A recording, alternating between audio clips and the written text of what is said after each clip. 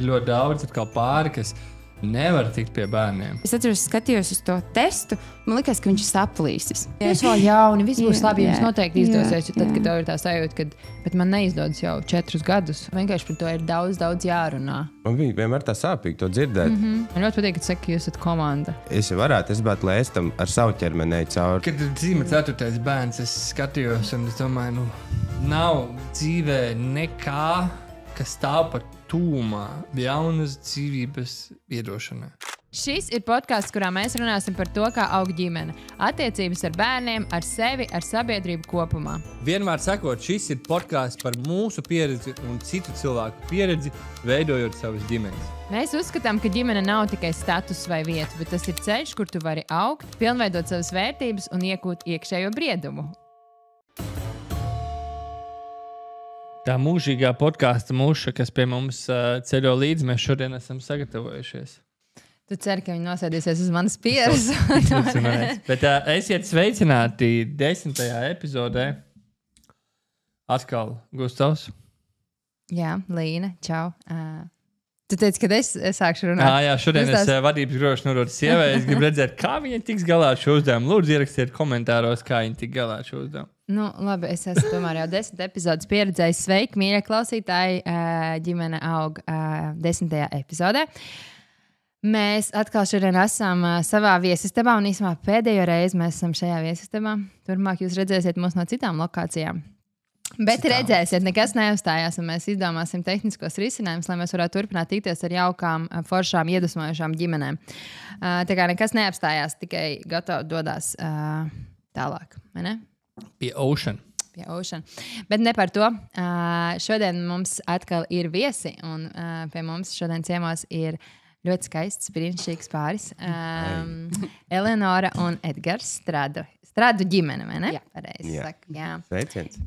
Es šodien ierakstīju vēl vienu epizodi, vēl vienu podcastu, un prasīju, ar ko tu šodien satiecies, un es teicu, zini, kā man nav ne mazākās jausmas. Tāpēc jums varbūt ir nedaudz jāpastāsta par sevi.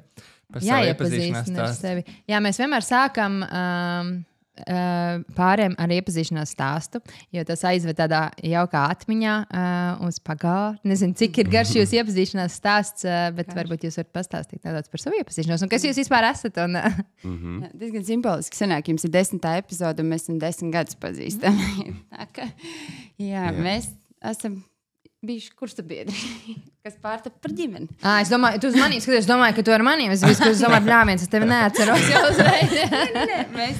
Mēs bijām kursabiedri un tā tas aizgāja līdz kļuvām par ģimeni. Jā, tur gan bija noteikti tāds laiks no tā kursabiedru brīža, kā mēs bijām kursabiedri, tad pagāja 4 gadi un tikai tad mēs sagājām kopā. Sākumā mēs bijām vienkārši draugi un taisījām kopā filmas, video. Kādas filmas jūs taisījāt? Tādas maziņas, izvēlos konkursiņos un kaut kur, kas ir skolas vajadzībām, bet jebkurā gadījumā bija tas tāds, man liekas, mūsu gadījumā bija forši, ka mēs iepazināmies un bijām kādi parasti draugi 4 gadus, bet vismaz manā gadījumā likās, ka mēs ar Eleonoru esam tā kā čomi tādi. Kad es varu tā kā ar savu cilvēku čomu, kas ir vīrietis, tāpat tās runāt, tāpat tās var ar viņu satusēt, visu kaut ko izstāstīt, un tas, man liekas, mums iedod tādu. Kas tad notika?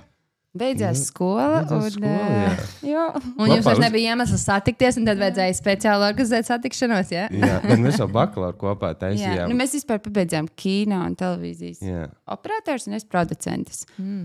Tad, jūs esat tas ideālais pāris. Esat redzējuši tikto, kā ir tas pāris, kuri ir producenti, bet divi arī, un viņi filmē tos vidīgus. Nesat redzējuši? Viņiem arī tas attiecības sēdz, viņi teikt, ir stāvoklī. Nē, tāda laikam nē. Es domāju, cik forši, ka tu saproti to producēšanas pusi un to var uztaisīt tādas instants video. Tas jau skaties no profesionālā, bet ja no mīlestības aspekta, tad jau vienalga, kas tu esi un ko tu dari. Bet jā, tas noteikti ir pozitīvi. Tāpēc tev sanāk tik skaisti ieraksti, vai ne? Un viss tik skaisti.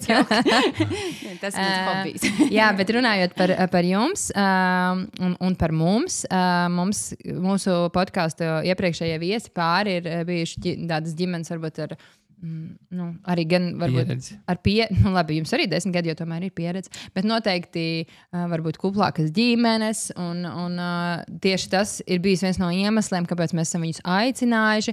Bet jūs kopā audzinat vienu bērniņu, savu pirmo dēlu, Evertu, pareizi, jā? Un mums ir... Arī tas nekas, viss labi. Tad pirmais bildīgs. Tā ir tā muša, ko viņš ķer šobrīd. Bet tad viņa vairāk nebūs, jo īstenībā Bilijam viņš tā kā ļoti labs ķērājs. Viņš tūlītās tas ātri notiks. Varbūt mūsu klausītāji ir pieraduši vairāk, ka mēs runājam ar tādām ģimenēm, kur ir vairāk bērnu vai kur ir jau ļoti, ļoti daudz gadus kopā, bet patiesībā viens no iemesliem, kāpēc es gribēju jūs paaicināt, tas, ka es tevi pamanīju Instagramā, ka tu dalies ar savu pieredzi, gaidot pirmo bērniņu un visā tajā pieredzē, kam jūs izgājāt cauri. Tas man uzrunāja, bet tiešām ģimene sākas no 2 cilvēkiem, pēc tam ienāk kāds bērns, vai tas ir dzīvnieks vispirms, un tad ienāk bērns, bet ģimene jau sākas ar 2 cilvēkiem. Un mūsu podkāsts ir par dažādām pieredzēm un par dažādām ģimenēm, un nav tā, ka mēs aizinām tikai kuplu ģimeņu vadītājus, vecākus, kas var dalīties kaut kādos grūtumos, bet pietiekoši daudz izaicinājumu ir arī pirmo reizi. Pirmo reizi gaidot bērniņu, pirmo reizi audzinot bērniņu un vispār esot arī attiecībās ar pirmo bērniņu. Tāpēc ļoti gribējās uzaicināt kādu pāri, kas tam iet cauri pirmo reizi. Un tāpēc arī Gustavs man jautāja, kas būs šim pārim tāds, tas...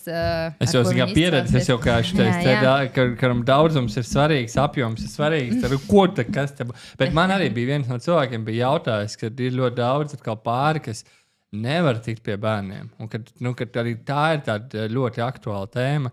Un, tu jau aizgāji uz tēmu, ko mēs gribējām. Kaut ko izdarīja nepareizi, Ir ļoti iespējams. Vienmēr jūs vīrieši atcerieties, jūs vienmēr visu varat sačakarēt. Vienmēr paklusēt.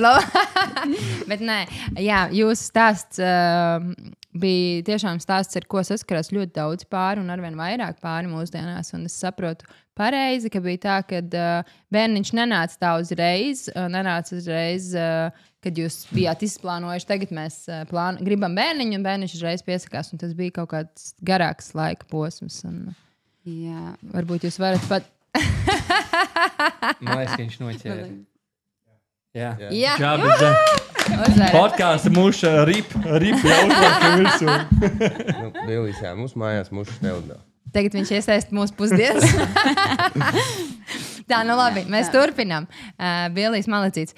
Bet, varbūt mēs iesākām tādu nopietnu tēmu, tad mēs pasmējamies par kaut ko citu, un tagad mēs atkal atgriežamies tajā tēmā, kas jums ir bijusi tiešām ļoti, ļoti nopietni ilgstoši, un varbūt jūs varat mums nedaudz pastāstīt par šo pieredzi. Patiesībā Everts šobrīd mums ir iestādījis ļoti skaists un plaukstošs puķis tajā rētā, un bija diezgan jāparušinās par to dobīt, lai atgrieztos tajās sajūtās un emocijās un pieredzē, ko mēs piedzīvojām, kam mēs izgājām cauri. Un jāteic, mūsu ceļš bija tā, kā mēs sakam, 4 gadi, jo līdz tu sasniedz bērniņu tā kā tur viņu rokās, tad tas gaidību laiks jau arī ir diezgan jutīgs un tāds pārdzīvojumiem un uztraukumiem pilns. Bet tas mūsu laikam, kāpēc mēs tik ilgi gaidījām, bija tas, ka mēs nezinājām, ka tas nav ok. Nevis nav ok, bet kā mēs nezinājām, kad ir tas īstais laiks vērsties pēc palīdzības. Mums likās, labi, 1 gads paiet. Bet Edgaram tāds darbs, ka viņš arī bieži nav Latvijā. Likās, varbūt nesaskan laiki. Tad nāk 2 gads. Un tev jau tāds bišķis nemieris rodas iekšā. Un liekas, labi, mēs vēl neesam, mums tā kā ir laiks, vēl nav jau pār 3-5, vēl tā kā varam nesatraukties tik ļoti. Un tad nāk 3. gads, un tu saproti, tev sākas iekšējās diskusijas arī ar savu ķermeni. Kāpēc tā notiek? Kāpēc nav tik vienkārši, kā vienmēr ir teikts? Nedodies, tu tur nobučos vīrieti, un tev jau būs bērns.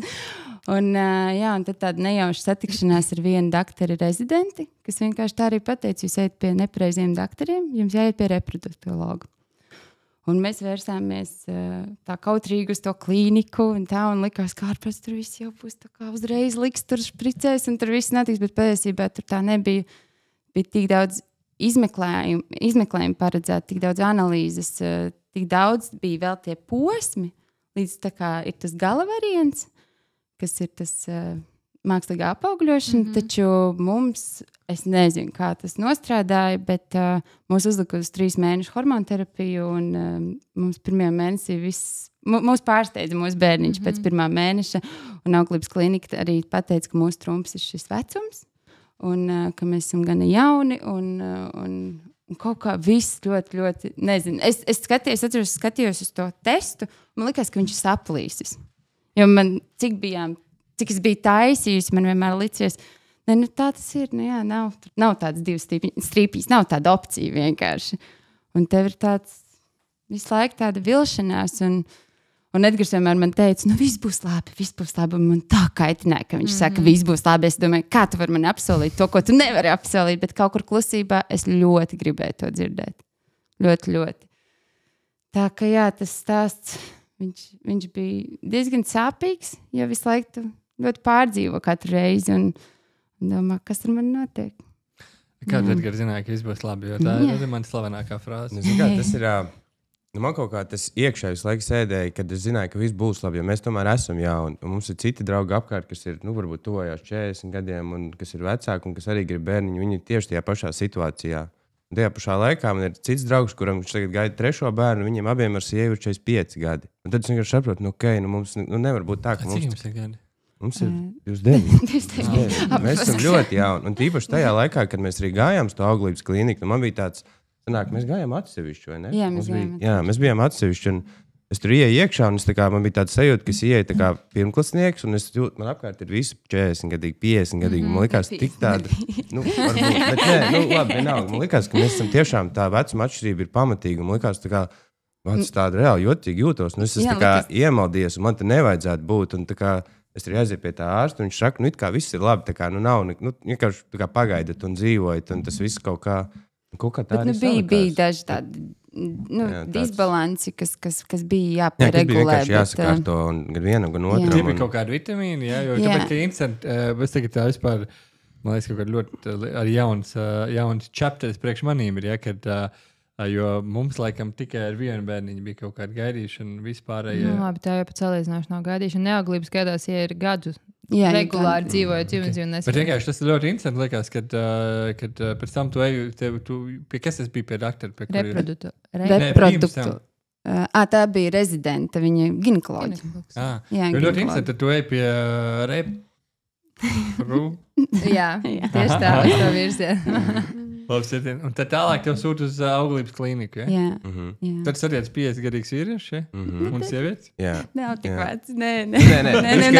Es vienkārši to teicu tā izteiktam salīdzinājumam, jo tas tāds... mēs iegājām kā tāds pirmklasnieki, un mums likās pats tā kā... Bet varbūt nav vēl laiks, varbūt mums vēl jāpagaida, bet tu saproti, tu vairs mentāli to nevari izturēt, jo mums bija arī tāds... grūti. Posms, kad es Edgaram vienkārši atklāti prasu, vai tu vispār paliksi ar mani, ja mums nebūs turpinājumi. Tu esi tik sabrucis, tu it kā saproti, protams, ka paliks, jo jūs mīlat viens otru. Tas stāsts, ka tu vairs nesaproti, kas ar tev pašu notiek. Un tā ir vilšanās, tā ir tāda stigma, tāds kauns, tā kā nezinu, kas vispār notiek. Un tas visvairāk sāpēja, un tas, ka mēs nezinājām, kāpēc. Un mums ir patiesībā 3-4 pāri, kas draugu lokā, kas iet šim, tiešām, kā Edgars jau minēja, šim ceļam cauri, un ir arī tā skaitā tiem, kuriem jau ir viens bērns, un viņi šobrīd ir pilnīgā nesaprašanā, kā pirmais šitā, otrais gads, un ko mums darīt, un prasa mums. Jā, un arī pēc dzemdībām man pajautāja personīgi vecmēti, kā mums izdevās.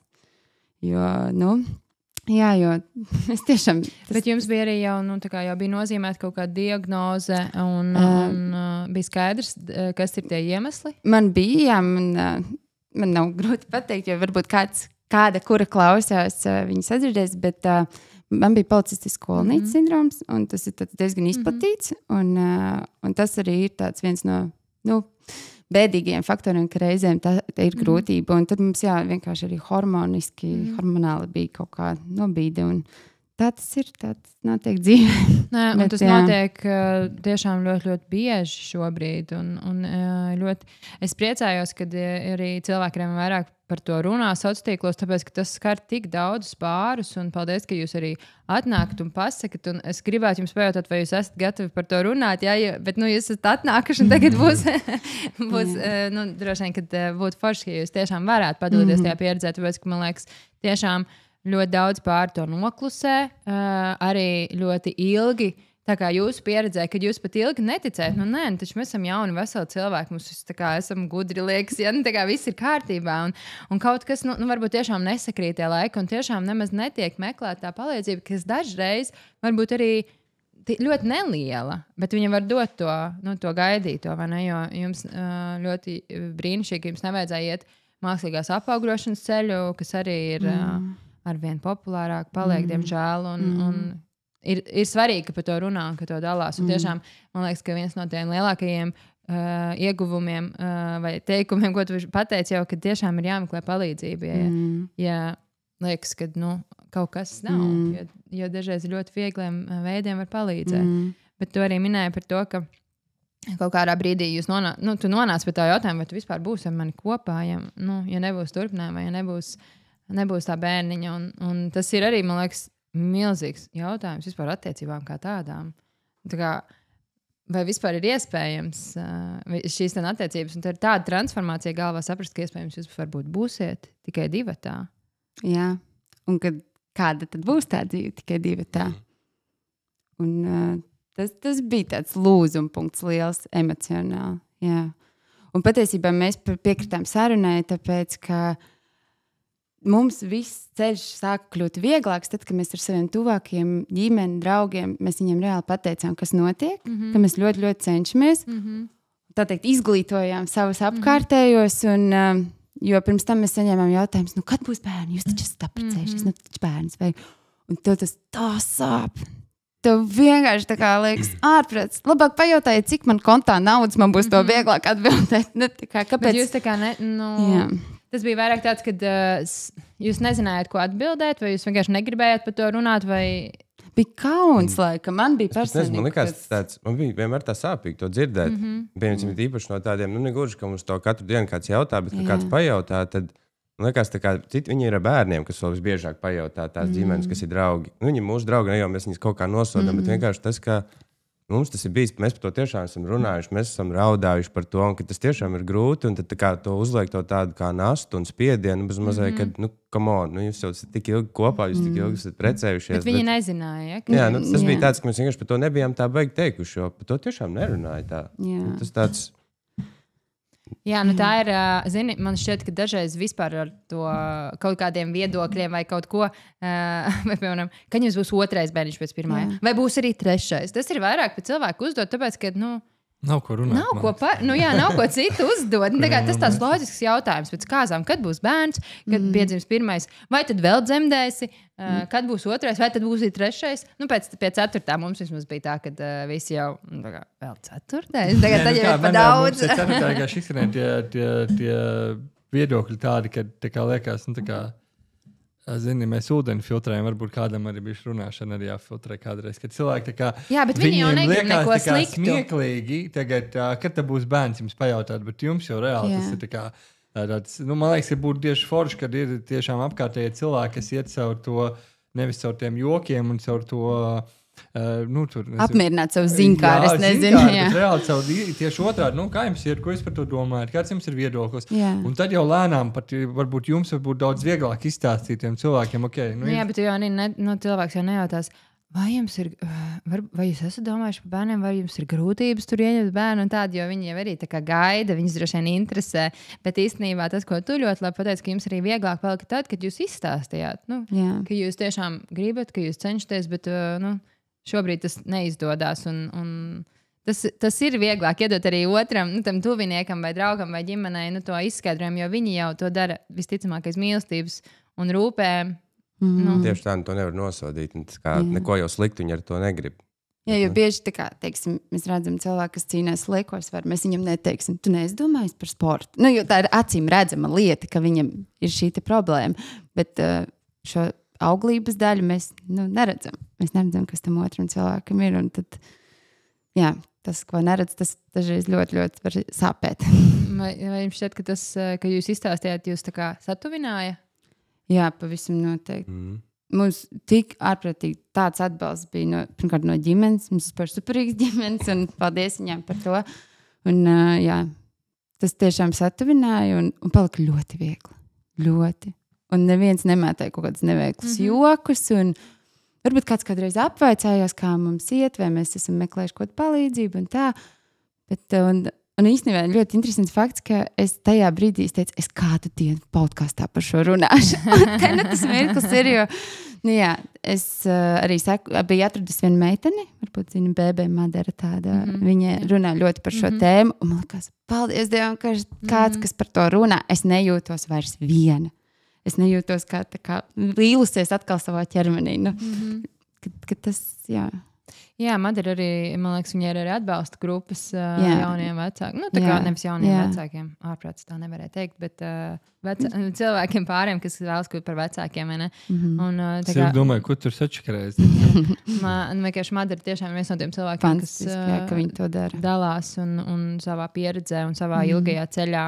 Un ir arī vēl pāris cilvēki arī sociālajā vidē, kas par to runā, bet man liekas, ka ir par mazu, un arī jūs paši arī teicāt, ka jums arī draugu lokā ir cilvēki, kas ar to saskarās un kuriem tā ir problēma. Mūsu kaut kā liktenis, tiešām pasaudzēja, un mēs negājām cauri zaudējumiem, mēs negājām cauri tādām smagiem ceļiem, kas vēl iespējams dziļāku traumu atstāja uz cilvēku, bet tāpat tas bija tik sāpīgi, un gribas teikt, nav jau tā, ka tās būtu kaut kādas sacensības, salīdzināsim, kuram ilgāk, kuram sāpīgāk. Tas vienkārši sāp. Tas tiešām sāp un ir jākļūst iejūtīgākiem un pieņemošākiem un, kaut kā, jā. Jā, bet man liekas, ka šī ir tā tiešām tēma, kad vienkārši par to ir daudz jārunā. Daudz jārunā ne tikai priekš jauniem vecākiem atrast vēl kādu, kas tam iet cauri un ar ko var saprasties, bet arī cilvēkiem vispār zināt to, ja tu sastopies, ja tavā draugu lokā tas noteikti, ko viņam pateikt, vai ko viņam pajautāt, vai ko viņam tieši otrādi nepajautāt. Dažreiz ir vienkārši paklausies. Es tā kā gribu pastāstīt. Jā, un vienkārši izglītot par to, ka tu vari būt atbalsts blakus, un tev nav jādod padomu, tev nav jādod risinājumu, un droši vien nav arī varbūt Edgars tev var pateikt, viss labi, bet ne jau piestāv teikšu, jūs vēl jauni, viss būs labi, jums noteikti izdosies. Tad, kad tev ir tā sajūta, bet man neizdodas jau 4 gadus, un man tas ir ļoti sāpīgi, un es baidos, un man ir tiešām ļoti bail par to, kāds būs. Un tu jau pieņem to scenāriju, kā būs, ja nebūs. Un tu centies tā kā pieņemt, būs arī tad forši, bet tā kā kaut kur tas iekšā ļoti sāp. Jā. Tā kā paldies, ka jūs piekritāt, un mēs par to runājam. Jums izdevās tādā, nevar teikt dabīgā ceļā, bija vajadzīga kaut kāda palīdzība tikt pie tā bērniņa. Grūdieniņš. Un kas notika? Tas jau nebija tāds tehnisks, tas bija vairāk tāds emocionāls pasākums, ne? Hormonālā terapija. Hormonālā terapija, un, tas PCOS sindroms, un tad viņu tā kā vajadzēja tur bišķi sakārtot visu, lai vajadzēja šo te atbalstu medicīnisko, un, manuprāt, no tā nav jākaunās. Ar to ir jālepojas, ka tu vēlies tik pie ģimenes, un tu dari visu, lai būtu bērniņi. Ģimene jau arī ir no 2 cilvēku, protams, bet mūsu sapnis bija citādāks. Kāds ir jūsu sapnis? Vai mums daudz sapnis?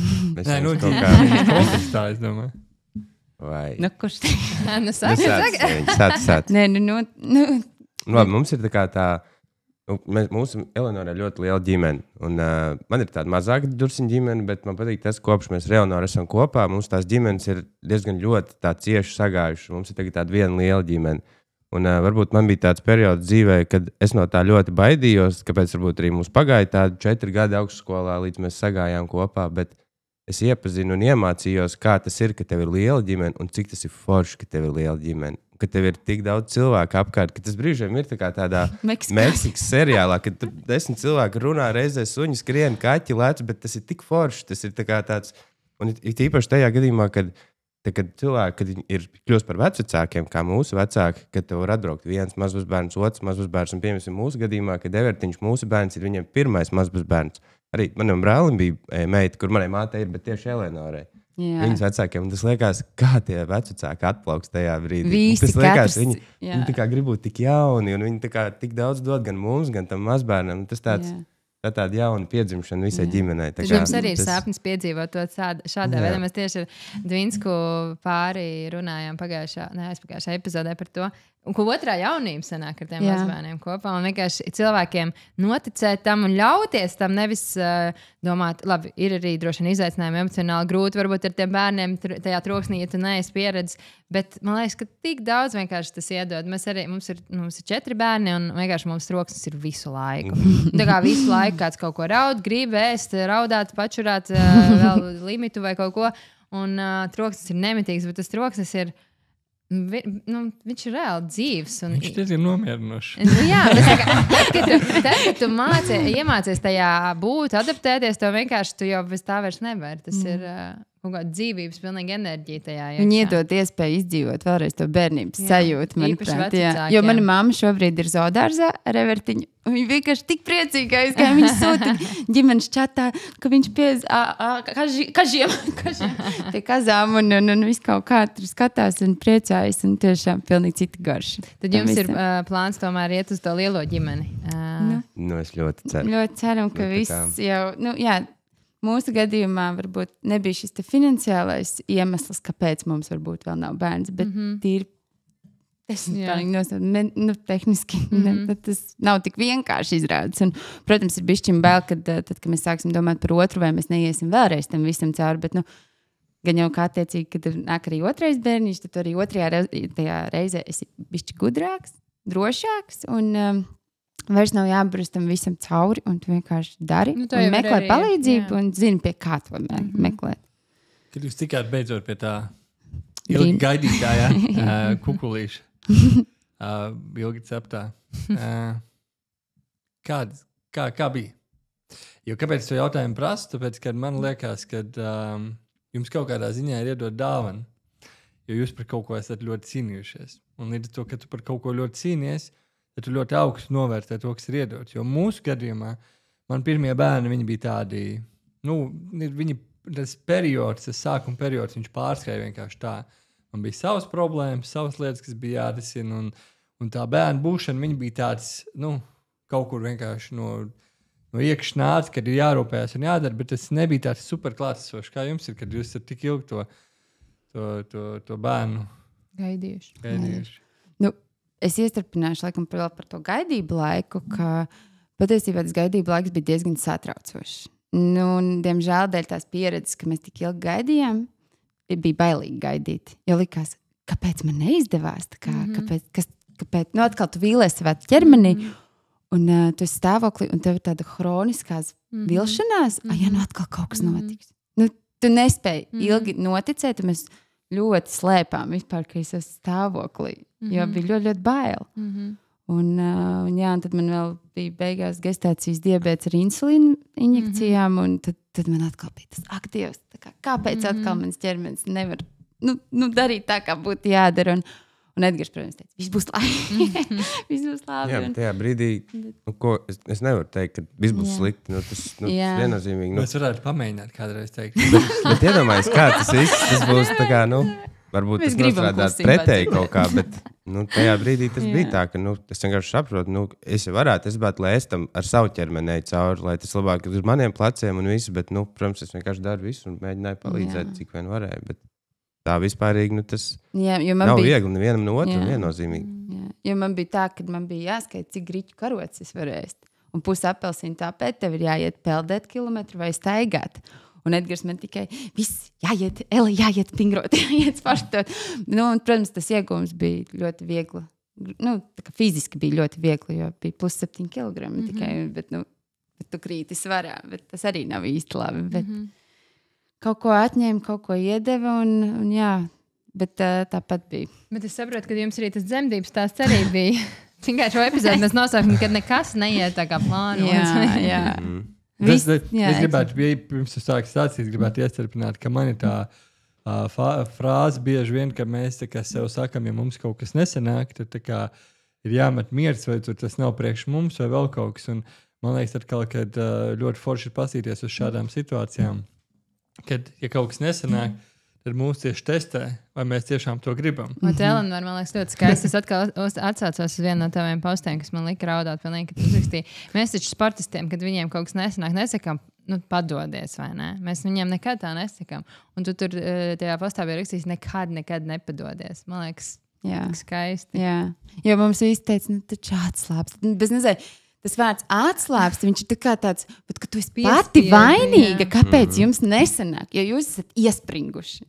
Bet tā, diemžēl, imunoloģisku neauglību vai policistisku kolonītes sindromu vai šo te, nu, jebkuru kādu no tiem scenārijiem nevar izārstēt ar vārdu atslābst. Tāpēc jau ir tās auglību klīnikas, ka viņas zina. Bet tāpēc, man liekas, arī cilvēki tik vēl sāk meklēt palīdzību, jo šis ten viedoklis, ka vienkārši atslābst, vienkārši beidzat mēģināt domās, ja, vai aiziet tur, nezinu, uz masāžām, relaksējies, tu esi pārāk saspringts, tev pārāk liels stress. Un cilvēks jau arī, nu, protams, ka viņš vispirms, nu, sāk par to domāt, vai ne, nesanāk kaut kas, nu, tad labi, varbūt vai ne manī tur atslābšu iešu uz masāžām un nesanāk, tā kā visu laiku beidzat par to domāt. Vismaz, vai, ja? Tas, ka jūs domājat, tas kaut ko ietekmē. Tagad jūs tāpēc nevarat. Mēs neatslābām vispār nemirkli uz mūsu bērnu. Mēs tiešām meklējām palīdzību, mēs gājām, darījām.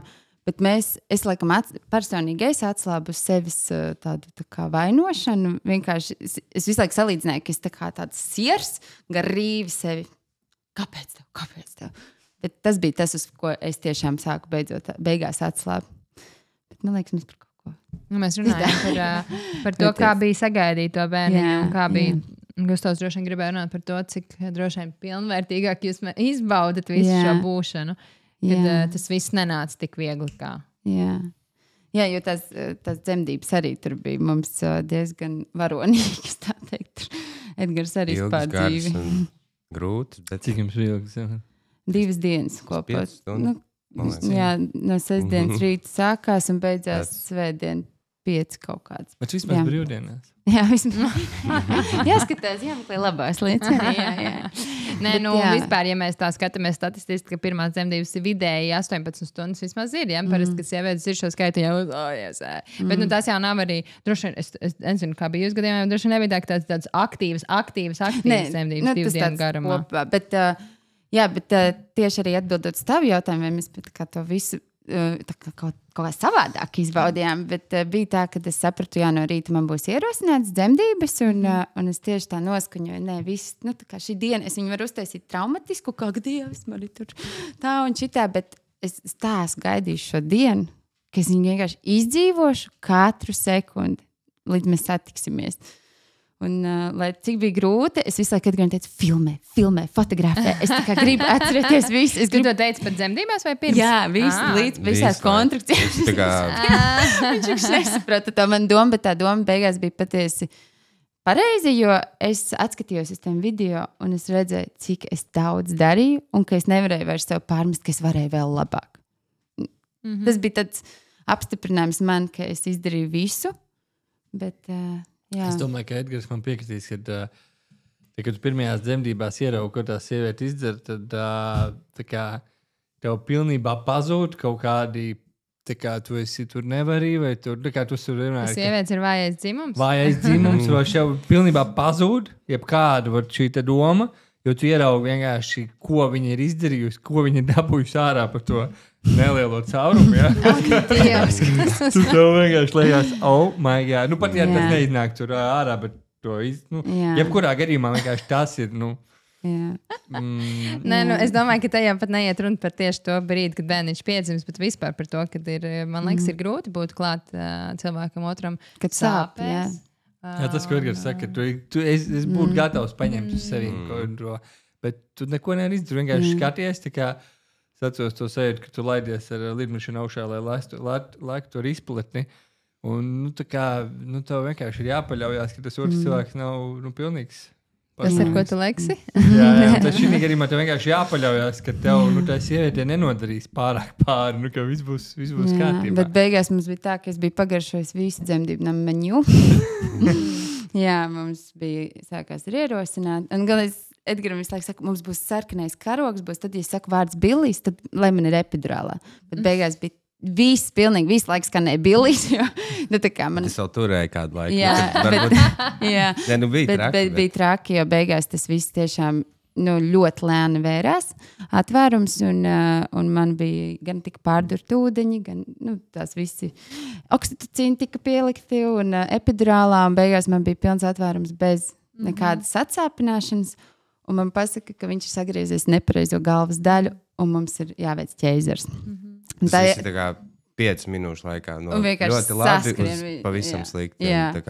Un es atceros, es tādu tupu sēžu, tās kušas raudu, un man sāp un nāk tie kontrakcija viļņi pie pilna atvēruma, un skatos ārā pa logu Siguldas dzemdību namā, un tur tāds rozā cukurvats mākoņi. Es domāju, tā kā, labi, vienalga kā, bet šis būs tā kā skaistākais mirklis, kad mēs satiksimies, un šis būs mūsu mirklis.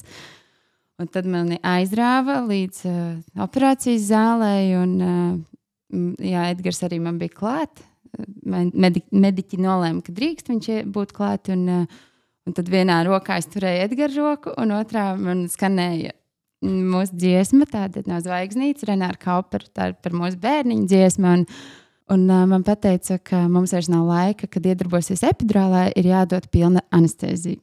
Un tas ir tas mirklis, ko tu esi gaidījis tik ilgi, ka tu dzirdēsi, redzēsi, kā ierodas tās bērns, un tu jau esi tā pieņēmis tik daudz faktorus, kas nenotiks tā, kā tu biji ieplānojis. Un es saprotu, man ir tagad viss man midzina, cietas dzīves galvenāko mirkli. Un tas, ka bija Edgars blakus, un tas, kad skanēja tā dziesma, es aizmigu. Un tad man pamodināja, es aizmigu kā Eleonora, un pamodos kā mamma, uz kur raudzījās bērniņš, un tas bija ļoti skaisti. Tas bija ļoti skaisti, un nesen es atradu video, ko paņēmis bija kāda no māsiņām. Paldies viņai, milzīgs. Viņa bija paņēmis telefonu un nofilmējis Everta pirmo kliedzienu. Un viņa tajā video saka, parādīsim mammai, kā viņa bērniņš sāka kliegt. Tā kā man pateicoties šai māsiņai ir šis mirklis, kuru šķieto man bišķiņ nolaupīja. Bet tad, kad es kādam stāstīju šo stāstu, man teica, kāda starpība? Tas, ko es pati teicu, kāda starpība pirms man aizveda. Bet, tā kā kāda starpība, kā viņš piedzima, tev jābūt pateicīgam, ka viņš ir vesels, un ka tas, protams, mēs esam pateicīgi. Dievs tur vispār nav stāsts, ir nedrīkst jaukt pateicību nekad vietām ar sajūtām un pieredzi, jo tā pieredze, ko mēs piedzīvojam, viņa patiešām mūs ietekmēja, norūdīja, un tas ļoti daudz no mums paprasīja, un varbūt tieši tāpēc mēs šobrīd esam tik stipri kā nekad. Un mēs esam auguši gan katrs individuāli, gan kā pāris, gan kā ģimene. Mēs augam kā ģimene. Klausos vienkārši. Man tāds radās jautājums, vai jums ir atnākusi atbildes, kāpēc tas viss bija? Jo, kā, vienmēr, man liekas, pēc kaut kādiem lieliem notikumiem, sarežģītiem notikumiem, paiet kaut kāds laiks un saprotu, tas bija tāpēc. Vai jums ir tāds kaut kāds, nezinu, apgalvojumi vai kaut kādas tēzes, par ko tas bija jums katrā? Vai tas vēl nāk? Es domāju, manā gadījumā tas varbūt vēl nāk. Es tā kā neesmu, mēs kaut kā labi dzīvojam, sliktas lietas nedaram, mēģinam nedarīt, un vispār tas kaut kā varbūt, tas viss piedzīvojums bija kāds bija, bet es jebkurā gadījumā esmu pateicīgs, ka lai kā tas būtu bijis un kā tas viss nāca, tad tas mums izdevās, un Eleonora to izdarīja. Un tas tā kā nenovēlu, godīgi sakot, nevienam to visu tā kā nekad. Un tas tiešām nebija viegli. Un tā kā tas skats, kā tās minūtes, ka mēs bijām uz tā operācija galda, un kad nav tā anestēzija, un kad saka, ka mums vairāk nav laika. Ka tonīši krītas. Es tā kā no vienas puses, es tā kā negribētu, es gribētu, ka es to nebūtu labāk redzējis un dzirdējis. Tieši to teikumu no māsiņām, ka mums nav vairāk laika. Ka nav, jo viņi tā kā ar pinceti visu laiku baksta Eleonorai vēdru, viņi saka, viņi jūt, un mēs tikai dzirdam tos tonīšus, ka viņi paliek ar viņu klusāk un lēnāk, un nav vairs laika. Un tas tā kā, tas bija tāds, ko es vienkārši labprāt nebūtu dzirdējis, zinot, ka tas ir bērns, kas mums dzimst. Un kad tā kā mēs viņu neesam satikuši, bet ir tā kā, mēs esam, var viss notikt. Un, protams, par laimi tas viss notika, viss bija labi, bet tajā brīdī, es nevienam tētim, nevienai mammai, nekad nevienam to nenovēlu. Jo tas tajā ir tāds, tā kā, ka tev tūlītās būs, bet tev tā kā ņem nost. Tas tāds, liekas, kāpēc mums? Mēs jau, mēs taču esam tik forši, mēs esam tik labi. Tā kā, kāpēc? Bet, tā tas, diemžēl, notiek. Man liekas, ka tepat nav varbūt, gan jau, kad pēc gadiem varbūt atnāks kaut kāda pārdoma vai kaut kas, bet tik daudz, kur mēs meklējam to, ko mēs esam izdarījuši slikti, vai ko mēs varējām darīt labāk dzīvē, un kāpēc mums šis un tās atbildes, viņas nav viennozīmīgas. Viņas nav, tāpēc, ka tu tur pirms gadiem nosagi kolu tur veikalā vai tam līdzīgi.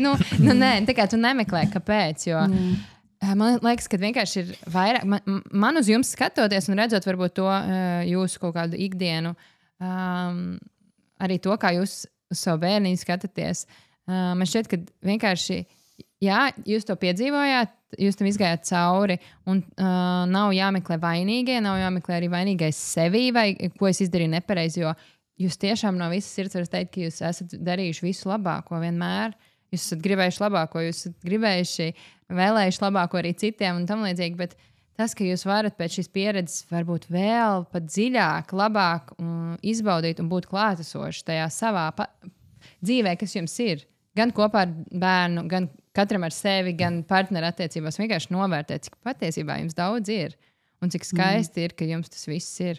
Un nemeklēt to, ko es izdarīju nepareizi. Kāpēc ar mani tas notika? Jo nav jau tādas atbildes. Kurš var atbildēt, kāpēc tā notika? Tā vienkārši dzīvē vienkārši notiek. Tas gestācijas diabēts, tas nav tā, ka tu sēdē pirms tam ēdi končus, un rī cukuru, un tagad pēkšņi netiek galā ar mums. Tā nav, tu darīji vislabāko, ko tu varēji izdarīt, visticamāk, gan ar uzturu, gan ar fiziskām aktivitātēm, vispārējo, vai ne?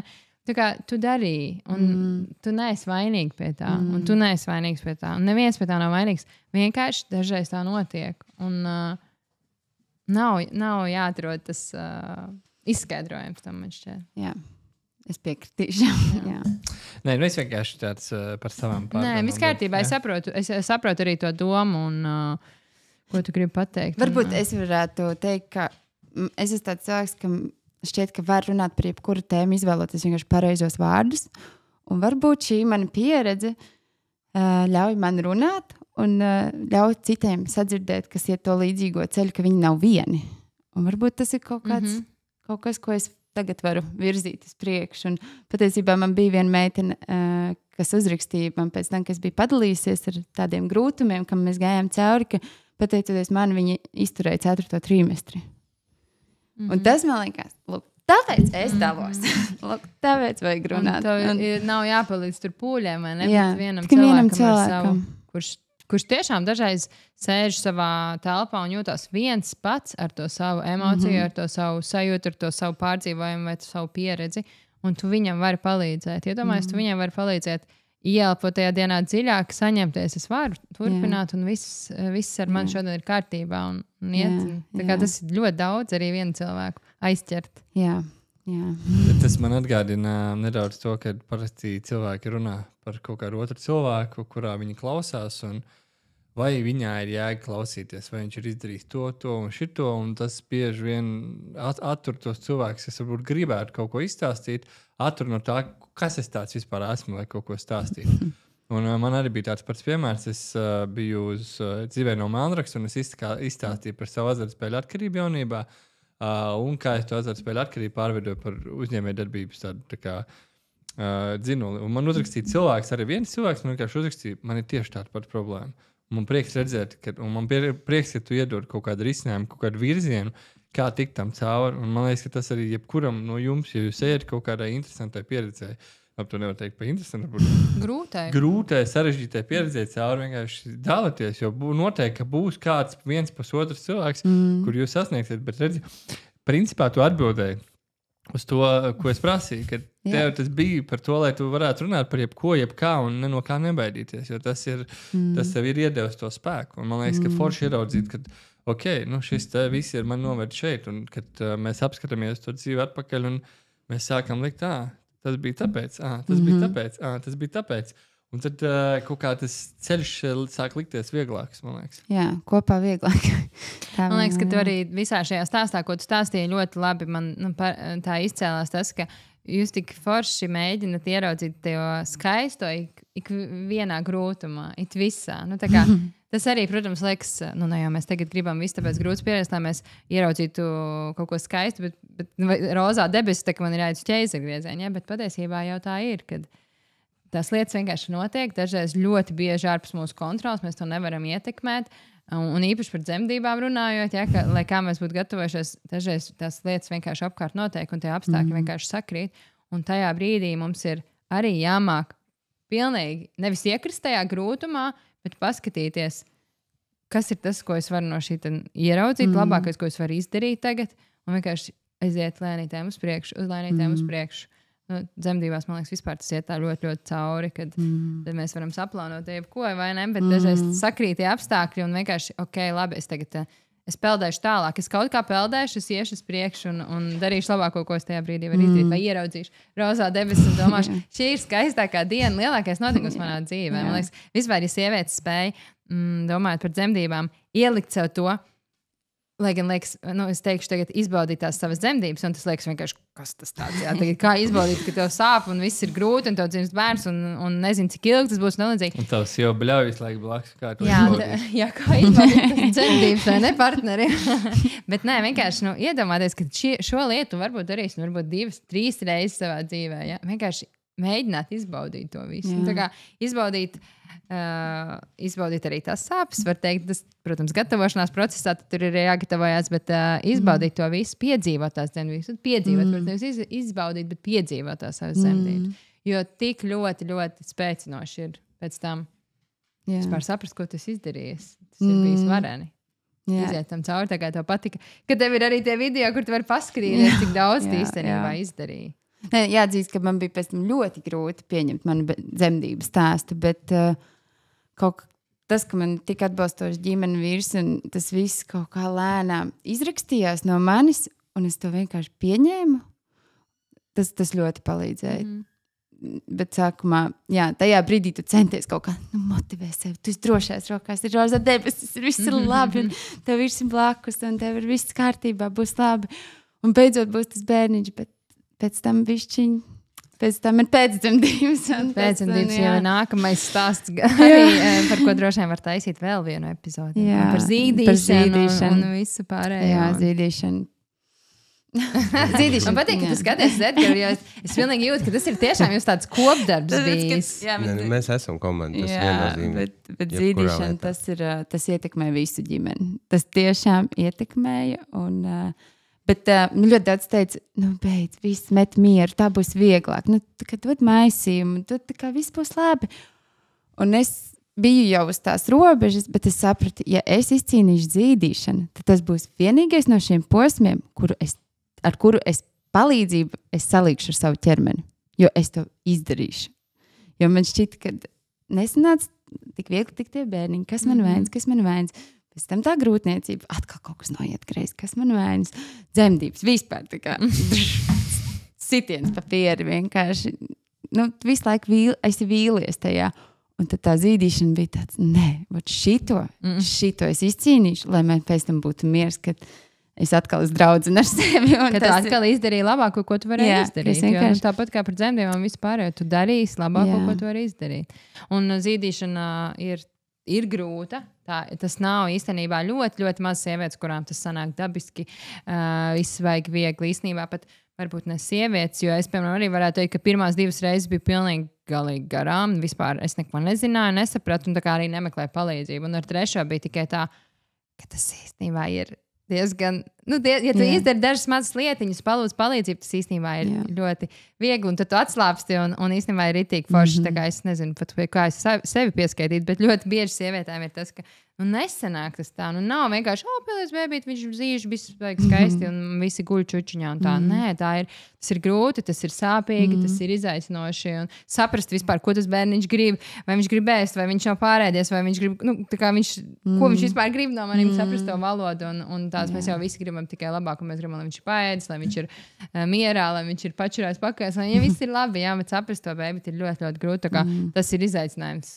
Es vienkārši Bet katru reizi viņu barojot, es tiešām tādu mieru saņemu. Es tā lepojos ar sevi, un tas viss process, kam es sākot ar ideju par bērniņu un tām visām sāpēm, man liekas, katra tā barošanas reize nav stāsts par kā es viņu pabaroju, bet par to, ka es beidzot baroju savu bērnu, un tas ir, es tos pat izdarīju. Un ar to man jālepojas, un tā kā un ar to viss būs labi. Es tos, ko es gribu arī piebilst, ka vienalga, kā mēs varam to bēvīt, viss ir labi. Un visas pieredzes ir labas pieredzes. Visi veidi ir labi veidi, un katra māma noteikti izdara labāko, ko viņa var tajā brīdī. Un tas ir forši, ka tu paņēmi to, kā es to izdarīšu, un kā cīņu, un tu arī to izdarīji. Bet arī, tā cīņa, ja var tā teikt, cīņa varbūt neizdevās tik uzvaroši, tad arī tas ir fajn. Jo man liekas, ka katra māma dara visu labāko, ko viņa var izdarīt. Arī vienu reizi pabarot dzemdību namā vai vispār tā kā radīt bērnu. Ak, Dievs, es noceru cepuri visu mammu priekšā. Tas tiešām nav stāsts par to, kura labāk, kura vairāk, kura pati vai kura nepati. Bet tu pieskāries vienai tēmai, kas man atgādināja laikus, kad mēs mēģinājām kļūt ļoti sportiski.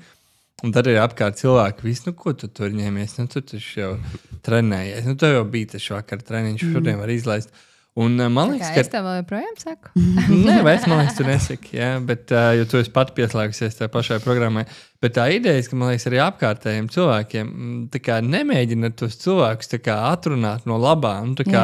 Būs jau labi, tu negribi. Nē, tu neredzi, ka tam cilvēkam tas ir svarīgi. Vai pieņemsim, ir cilvēks pie galda, viņš tajā dienā tur saldumus, vai viņš vēl kaut ko nedara. Un tas tur, paņemsim saldumu. Nekas jau nebūs. Un tas, man liekas, arī tas tāds sabiedrības es esmu bieži redzējis, kad nepieņem to jauno tavu versiju, jo tu jau gribi labāk. Tu jau gribi būt sportiskāks. Tavā gadījumā tu gribi pabarot bērnu, lai tur... Tu jau zini, kas tur tālāk. Es zinu, tas ir. Kaut kas tur labi, ja? Tāpat kā sporta vai kaut ko. Un vienkārši esam atbalstoši. Vienkārši tā kā, ja cilvēks kaut ko grib, atbalstam viņu. Bet viņš jau mēģina atbalstīt. Viņš vienkārši...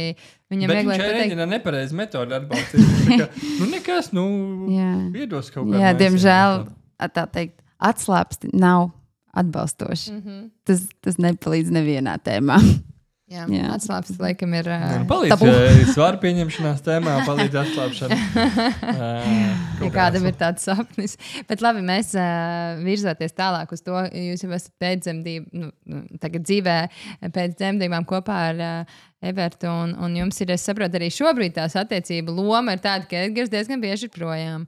Un Eleonora diezgan bieži ir viena pati, gan ar suni. Es nesaprotu, kādu tiec galā ar sunīti un ar bērnu, bet sapar nostāv.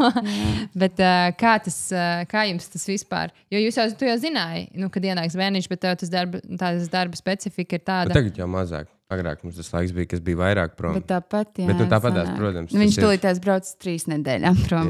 Tas ir pirmo reizi, kopš mums ir Everts. Uz tik ilgu laiku. Tas ir ilgi. Mums bija laika, kad es biju braucis kādreiz uz 2 mēnešiem.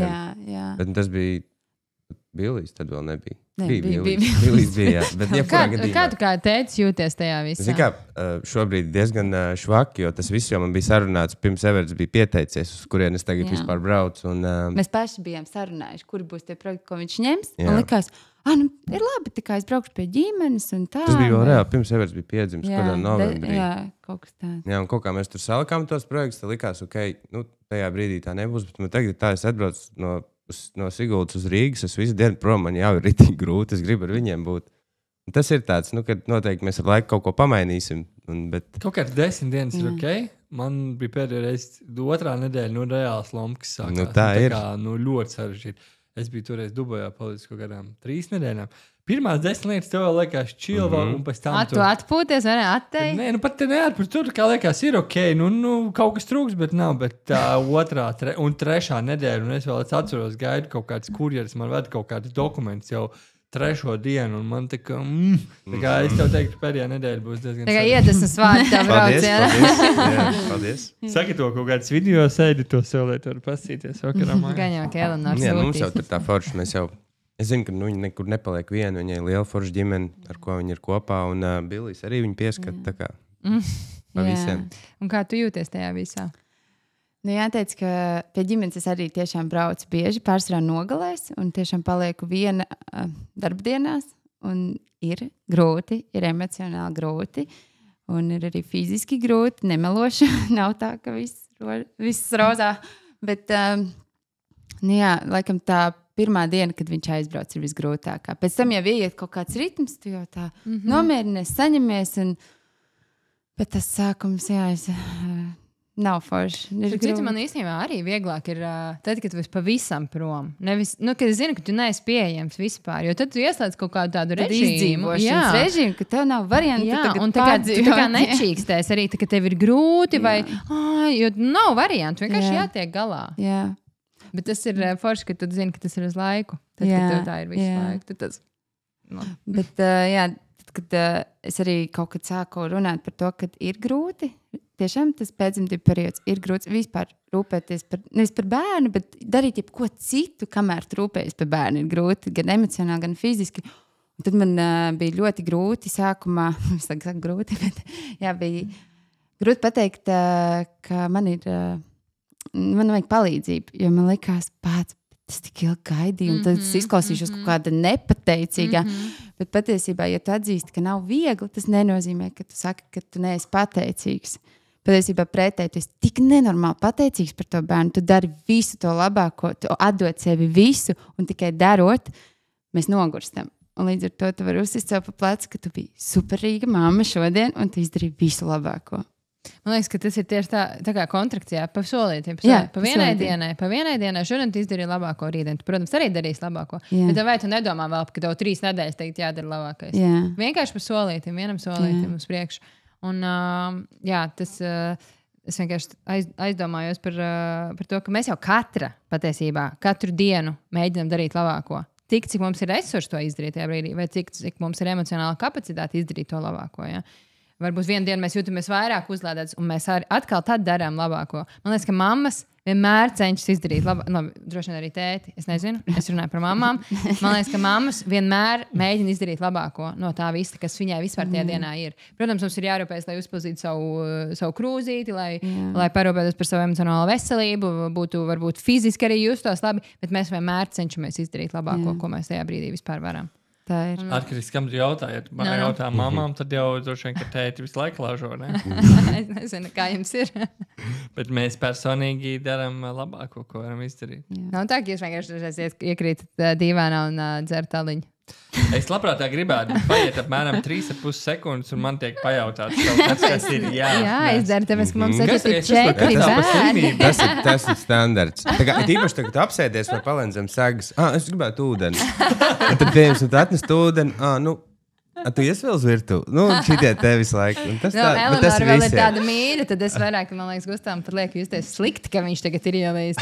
Bet mums taču ir bērni. Tu arī gribēji 4 bērnus. Kāpēc tagad man ir ar viņiem visiem jādzīvojās? Bet tas ir kaut kāds sieviešu radies. Viņa vienmēr ienāk, kaut ko tur izdari, tur izkarina vēl kaut ko izdari, apguldies gultā tāds. Un viņi ienāk, cik tu sēdēji telefonā. Sorry.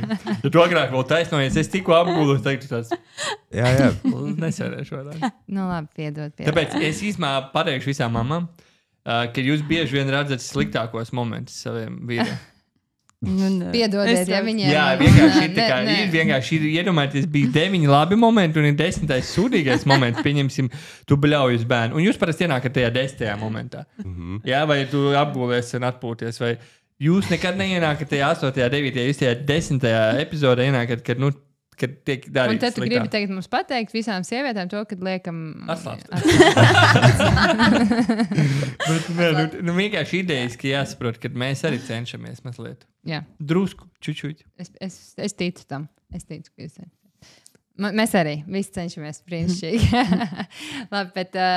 Pie ko mēs palikām? Par ko mēs runājam? Par pēcījumiem, par to, kā ir vienai pašai mammai. Nav vienai pašai, tu jau esi klātesošs, cik tu vari. Un, protams, tas ir loģiski, ka darbs ir un darbs ir jādara. Un ģimenei ir jādzīvo un jāpārtiek. Un, man liekas, ka tā skatoties no jums, uz jums no malas ir tiešām atrast tāds labs kontrasts. Man ļoti patīk, ka tu saki, ka jūs esat komanda. Man liekas, apzināties katru dienu to, ka jūs esat komanda. Jo nav jau tā, ka tu aizbrauc brīvprātīgi, nevis jau ar varu nespiež, bet tu iebrauc strādāt un darīt to savu darbu, vai ne? Jā, mēs arī esam par to runājuši. Tas būtu varbūt jocīgi, ja es aizbrauktu, pieņemsim ar džekiem, nezinu, hokeja čempi, vai vienalga, jebkuru tā vienkārši patusēt, vai...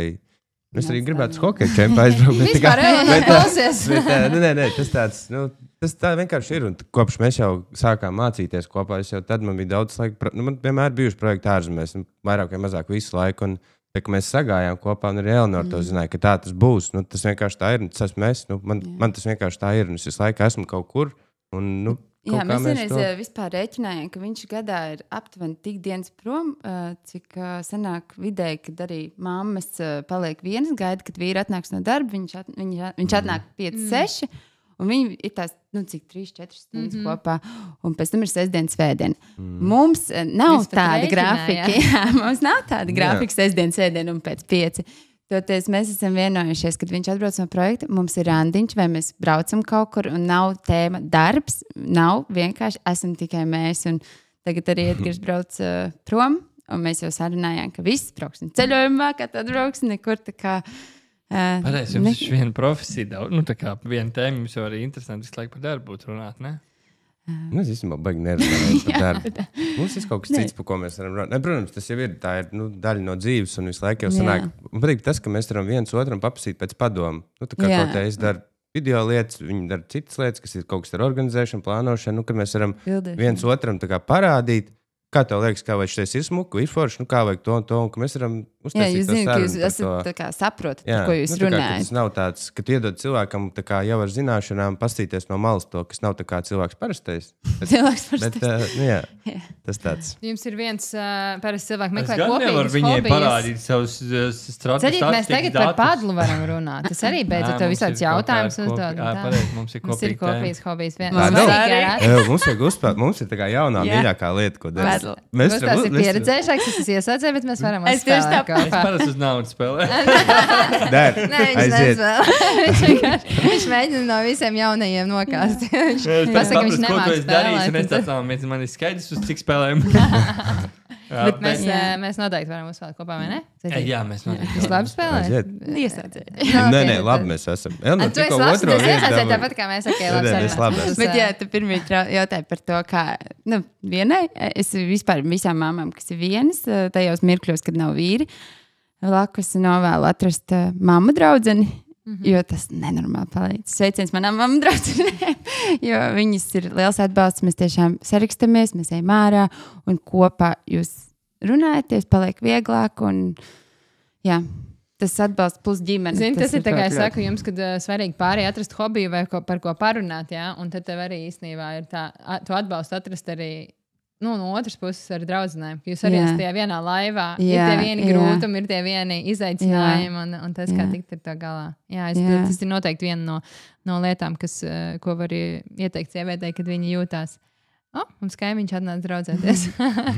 Kaimiņu bērni nāk ciemos, meklēt to atbalstu. Bet vispār man liekas, ka jums arī iet ļoti cauri tas, ka jūs esat atbalstoši viens otram, gan visā tajā, ko jūs piedzīvojāt, gan šobrīd ar izaicinājumu, kad kāds tur ir prom, un gan arī tas, ka jums atbalsts ir arī ģimenē, ka tev ir arī draudzene atbalsts, un tas ir tas viens no pamatvārdiem. Vispār aicināt, nevis aicināt, bet lūgt palīdzību, meklēt atbalstu, jo mēs neesam vieni. Un pat, ja dažreiz liekas, mēs skatāmies sociālos tīklos, kā visiem tur iet, un kādam tur iet labāk, vai kā tas vispār tiek ar šito galā, vai tā kā teica, ka tev viena mamma rakstīja, ar vienu bērnu iet pagaidi, tur jau nav nekādas problēmas tik galā, jā, bet mums liekas, ka mēs esam vieni paši tajā visā savā ikdienā un tajā, bet neesam. Cik daudz kaut kur mēs varam iegūt to atbalstu un to palīdzību, un to sajūt, ka mēs tiešām neesam vieni. Jā. Un īpaši ar pirmo bērnu. Man liekas, īpaši ar pirmo bērnu, tad, kad tev viss ir jauns, viss ir nesaprotams, un būs paliks vieglāk. Viss būs. Man liekas, ka Gustav, tu gribēji tētiem iedot kaut kādu boostu, ne? Es šodien lasīju, gan izraudāju. Mēs esam sākuši lasīt tādus gudrus skaistus tekstus podkastos.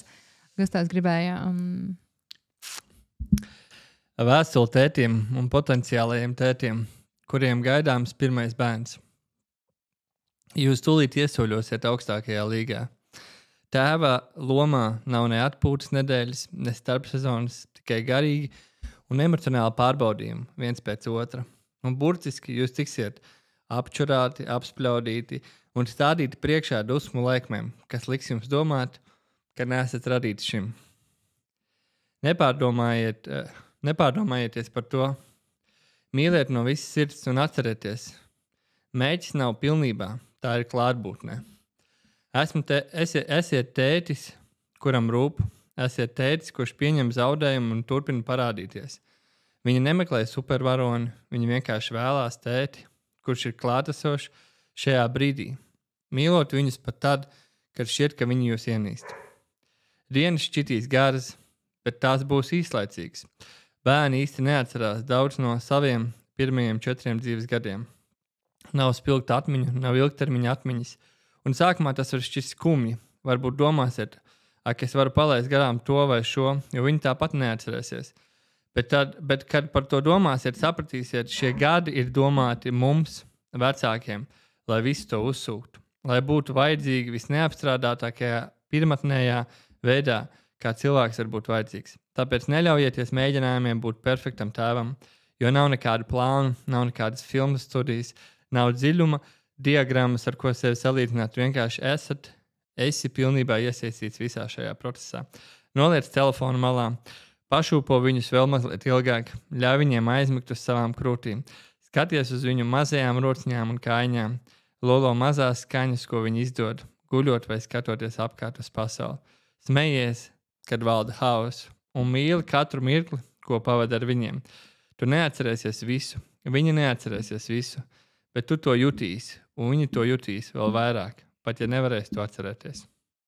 Laipni lūgts tēva lomā, brāli. Wow. Tādi ļoti, ļoti spēcīgi vārdi. Vai ne? Es esmu raudātājs. Nē, man šī klātbūtne, par ko tik runāts, ir kā kaut kā atņemta. Un es tā kā ar tādu skaudību skatos, kad man liekas, ka tu izgāji tik daudz kam cauri, lai...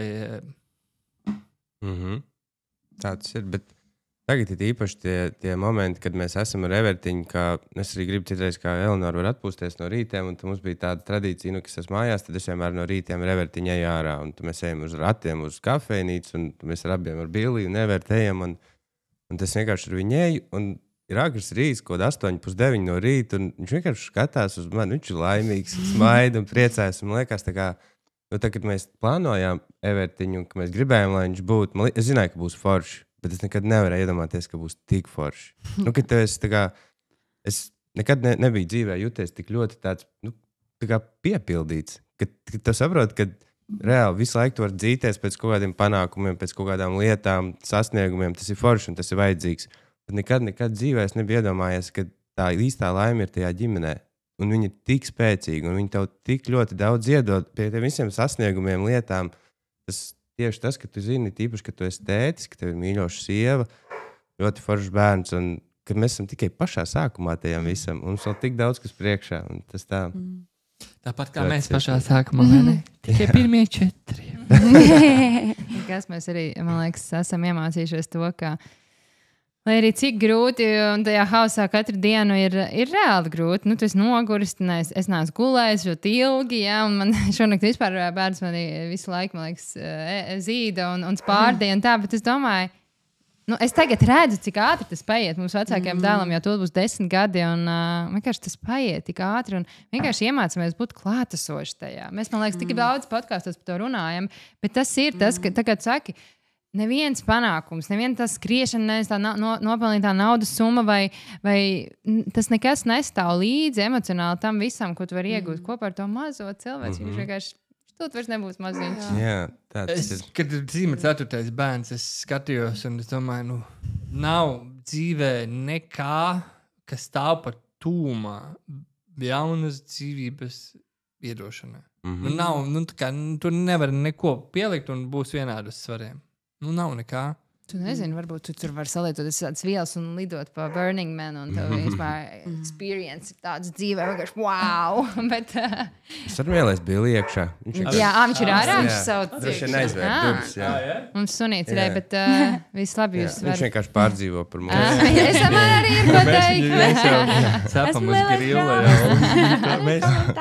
Mēs jau mamma teica, cepam uz grilla. Man liekas, ka mēs esam jau pietuvojušies traujiem soļiem jau sarunas beigām. Mēs parasti vienmēr prasam, kas ir tas, ko jūs gribat nodot saviem bērniem, cerams, nākotnē tāds, ko jūs gribat iedot līdzi viņiem.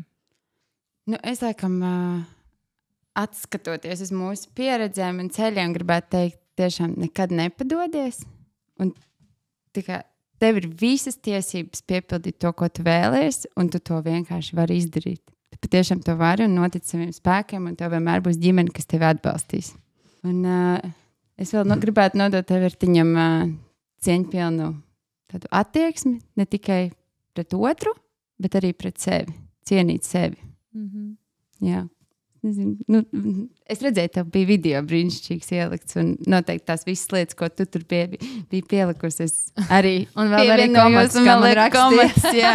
Un vēl liktu komats tam, ko tu teici. Jā, protams, gribās visu to, ko uzskaitīja Eleonora, visu to labo, un cik vien labi, protams, var savam bērniņam gribēt, bet man liekas, tas, ko es ļoti novērtēju tagad augot un esot kā, gan tikko, bet esot tētim, ir ļoti, ļoti svarīgi, ka cilvēks novērtē tos savus apkārtējos.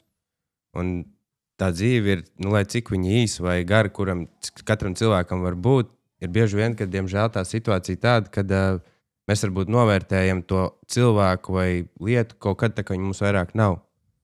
Un tas dzīves gājums un ceļš var būt pavisam dažāds katram cilvēkam, bet, manuprāt, es gribētu iedot tam bērnam savu to domu, ka vienkārši sargā tos cilvēkus, kas tev ir apkārt. Un atrod to labo tajā visā un redz arī slikto, jo arī gan tas ir jāzina. Bet ir īpaši pats svarīgākais tas, ka tiešām novērtē tos savus apkārtējos, novērtē cilvēkus, kas tev palīdz un tev kaut ko dod. Un ja tu sargās viņus, tad arī viņi tev sargās. Un tas, man liekas, ir tas, ko es augot, esmu sapratis pats, un es gribētu, lai arī mani bērni to zina un saprot. Pateicība nekad nepadoties. Tas arī kaut kā mūsu ģimene ļoti, ļoti virs priekš. Man gribējās tomēr vēl vienu jautājumu uzdot. Mēs parasti jautājam arī noteikti, kad klausīsies kāda ģimene, kura varbūt iet kaut kam tikpat līdzīgam cauri, kā jūs esat gājuši. Un jūs esat komandi, jūs esat stipri, jūs esat tikuši kaut kādam posmam cauri. Kas būtu tas, ko jūs viņiem gribētu pateikt? Noteikti, lai vienmēr runā. Jo runāšana ir tikai vienīga atslēga, it visā. Un tā ir jācīnās par savu bērnu, nedrīkst atslāpt, nedrīkst padoties. Un ne tikai par bērnu, bet arī par ģimeni, jo ja ne jūs to darīsiet, tad kurš cits to darīs? Tāpēc, jā. Jā, man liekas, tā pamatlieta, kurās attiecībās ir komunikācija. Un īstenībā nav jau nekas tāds, protams, tas ir pilnīgi loģiski, ka katrās attiecībās ir kaut kādas augšas un lejas, bet īstenībā bija pavisam nesen tāda pirmā tāda nopietnā saruna, ka mēs viens otram izstāstījām, kas mums reāli nepatīk. Nepatīk, mums tādas īstas lietas nav, bet mēs tik atklāti izrunājām. Jā, ko mēs kādu atbalstu tieši tu sagaidi, ko tu vēlies, lai tev otrs. Jā, un es vienkārši saprotu, ka mēs to tik forši izrunājām, mums tas tik daudz iedeva, bet es saprotu, ka loģiski noteikti nav visi cilvēki, kas tā var savās attiecībās runāt. Tāpēc tā ir ļoti liela vērtība, ja tas ir un to var izrunāt un iedot tam otram cilvēkam, tu vienkārši pastāsti. Instrukcija. Tev tiešām ir instrukcija. Un vienkārši, iespējams, man tā bija, kad mēs laikam dzīvojam, mums viss ir ļoti forši. Un es pat nepamanu varbūt tādas lietas, ko es daru, kas varbūt otram cilvēkam mazliet traucē. Un tas, man liekas, ir tik forši, ka mēs varam to tā izrunāt. Jā. Mēs vienkārši viens otram izstāstam. Kā viņš nesaprot? Nav jau nekas tāds slikts mums, protams, bet vienkārši tas, ka tā komunikācija vienam ar otru ir ļoti svarīga, manuprāt. Tas iedod. Tas ir ģimenes sapulces mazās. Jā. Es atceros instrukciju, kur tu man iedevi, kad mēs iepazināmies. Tā instrukcija nestrādā. Pa laikam. Tā lapiņu, ko es te uzrakstīju? Ik pa laikam pārstrādājat instrukciju un pieliekat kaut kādas punktus. Es dzirdu, ka mūsu bērniem augšā es arī gribēju teikt paldies. Es nācu šī sarunā neko nesaprotot un esmu aizgājis, man liekas, iedvesmots un priecīgs un laimīgs par jums, par jūsu izturību, par šo komandas garu, kas tika radīts šodien šajā telpā un jums izdodas viņu turēt tāpat uz priekšu un virzīties pie saviem nākamajiem mēnešiem. Tā lielā ģimene, no kuras jūs arī esat nākuši, un lai jums izdodas iedvesmot arī citus pāris tajā ceļā. Jo man liekas, ka jūs ļoti skaisti par to runājat. Un nevis tikai tā skaisti, kā saka, mēs skaisti runājam, bet jūs varat arī forši atklāt izstāstīt to grūtumu un tos izaicinājumus. Jā, paldies jums par iedvesmošanu. Tiešām. Nekad nepadoties, meklēt skaistoju visā un meklēt palīdzību. Un tas ir tas, ko es droši vien paņemu no šīs sarunas. Man jāatbarot bēbī. Uztaisīt savu A-komandu. Tagad varētu aiziet tas video. A-komandu, viņi ir E-komandas. Tur citu. Visi ir E-komandas. Bilis ir E-komanda. Labi, paldies. Tiekamies nākamajās epizodēs. Meklējam Stradu ģimeni Instagramā, iedvesmojamies un Sekojam. Bang, bang, bang. Atā. Paldies! Čau! Čau!